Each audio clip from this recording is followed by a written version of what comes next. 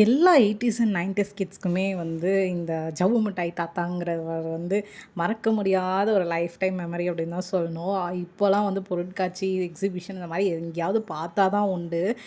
இல்லைன்னா வீக்கெண்ட் ஆனா போதும், தெருவுல அந்த மணி சவுண்டு கேட்டாலே வந்து அந்த பொம்மை சவுண்ட் கேட்டாலே ஓடி வந்து தாத்தா தாத்தா எனக்கு வாட்ச்சு, தாத்தா தாத்தா எனக்கு குருவி அப்படின்னு சொல்லிட்டு ஒவ்வொன்றும் சொல்லி நம்மளை வந்து நம்ம வந்து அந்த தாத்தா உயிரை வாங்கிருவோம். இப்போ வந்து பொருட்காட்சியில வந்து இத பார்த்த உடனே வந்துட்டு எனக்கு ரொம்ப ரொம்ப ஹேப்பியா இருந்தது. "என்னடா பண்ணி வச்சிருக்கீங்க மதுரையில?" அப்படிங்கிற மாரி தான் இருந்தது. நான் சின்ன பிள்ளையா இருக்கும்போதோ, இல்ல காலேஜ் படிக்கும்போதோ இருந்த மாரி பொருட்காட்சி வந்து இப்ப கிடையாது.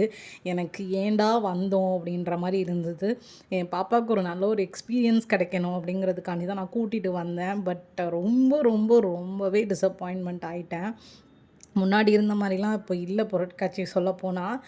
எக்ஸ்பெக்ட் பண்ணி வந்தது ஒண்ணு. ஆனா உள்ள வந்து நான் பார்த்தது வேற ஒண்ணு. ஒரே ஒரு விஷயம் வந்து மாறாம இருந்தது வந்து டிஃப்ரெண்ட்டா வந்து ராட்டினம் வச்சிருந்தாங்க. அதில வந்து எதுலயாவது ஒண்ணு ஏத்தலாம் அப்படின்னு தான் பார்த்தேன். பட் அவ வயசுக்கு வந்துட்டு எதுலயும் வந்து ஏறுற மாதிரி வந்து இதா கிடையாது. கம்ஃபோர்ட்டா இல்ல. தனியா வந்து போற அளவுக்கு அவளுக்கு வயசும் கிடையாது.